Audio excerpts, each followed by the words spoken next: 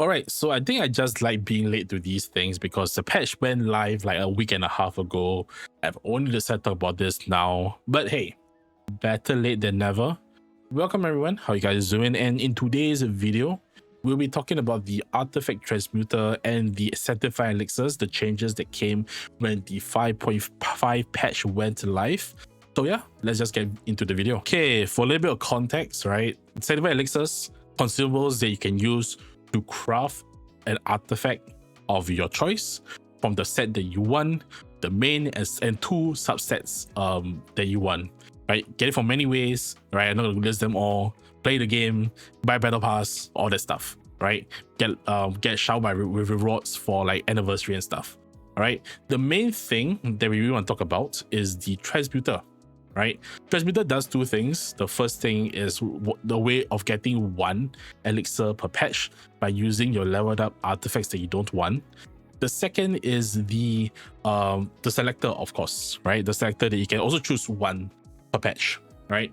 The different pieces have different costs, as you see from the bottom right. The goblet is the most expensive with 4. Whereas the feather and the flower have 1. And so with the 5.0 patch or the anniversary, people are definitely excited to choose the, finally craft a piece that they want. Let's go pyro damage bonus, let's go crit rate and crit damage, right? And people were like, oh, this is pretty good, right? They can finally get a piece that they want. And I think obviously that hype died down a little bit when people were like rolling the artifacts, subjecting themselves to RNG, and then they find out that they wrote nothing into crit rate or crit damage, and they got like flat defense, for example. So let me just share with you my own experience with this system when Malvika came out. Right, these are my rolls for her pyro damage goblet that I crafted. Right, 2 rolls into crit damage, okay. Right, but I got 2 into energy recharge, which go away, which was not what I wanted, and then 1 into defense percent, right? So generally, right, it's a pretty mid goblet, right? But I also admit that probably luckier than others. But I did have a lot of frustration rolling this, right? And I think a lot of people had their own share when they were rolling their own as well. And so with the change to 5.5, we finally get a guarantee on 2 rolls of the subsets that you've chosen. So for example, the deep gallery, which is a cryo damage. So let's just choose a cryo damage goblet, right? And then I chose crit rate and crit damage. What this means, let's say it's a 4-liner, which means I have 5 rolls. It means that 2 of those 5 rolls are guaranteed to roll into either of these 2 stats. You can go 1 apiece. You can go 2 into crit rate, or 2 rolls into crit damage. And I think this is good, right? A lot of people are saying that the Honkai Star Rail thing that they gave, the artifact dice, right, is pretty good because you can re-roll your artifact stats, right? And I used it once, and I've got like a 4 crit roll on an Acheron boots that was a 4 roll on speed boots, right? Pretty lucky. But I also understand that people like could have gotten shafted by the artifact dice as well, because you're basically re-rolling the RNG. You are re-rolling your luck. Whereas in this case, the reason why this is good is because you are guaranteeing something. All right, you are reducing the total RNG for your artifact piece. Yes, it means that you're probably going to be re-rolling for RNG for 2 or 3 subsets, right? But at the very least, you are guaranteed 2. And let's say you get like 1 out of those 3 rolls, right? That's actually a pretty decent goblet, right? That's a pretty decent goblet if you have like 3 rolls into crit, right? And if it's high rolls, even better. And so I think that generally, when it comes to the change for 5.5, I think it's pretty good. The other reason why I think it's pretty good is because if we look at the RNG from farming artifacts, right, you will see that you have to obviously get RNG from your subsets for both the Sense, Goblet, and Circlet, and they all do not come equal. You can see over here, right, the HP, attack, defense, 25 to 26% each, ER and EM 10%. But I think people don't mind because generally, people want the attack or HP, whatever your character scales off. If you're making a main DPS, yes, energy recharge being 10% does feel a little bit shitty, right? But because but that's mostly for your supports, right? And obviously you can supplement that with weapons like Favonius. We don't have energy recharge instead. And then let's talk about the goblet last. When you're talking about the circlet, you can see that, oh, you know what? I might want to craft a crit rate circlet or crit damage circlet with the opposite stat as a subset.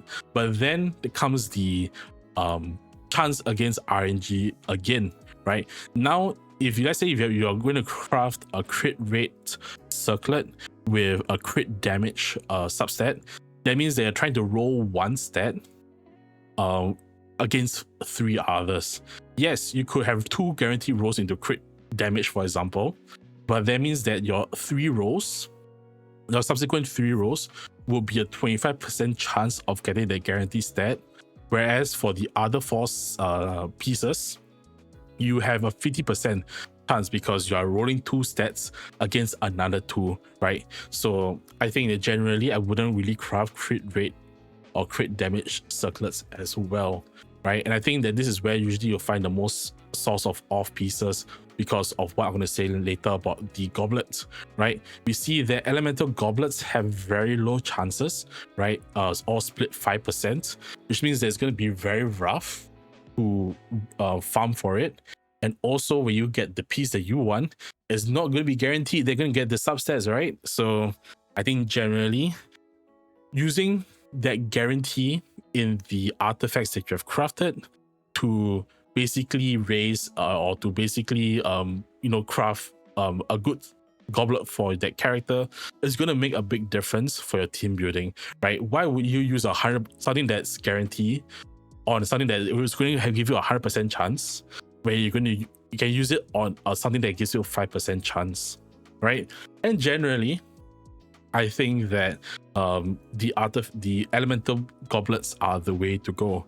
Yes, you could argue that, okay, I may only get 2 rolls, but being guaranteed 2 rolls is better than playing the lottery with 5.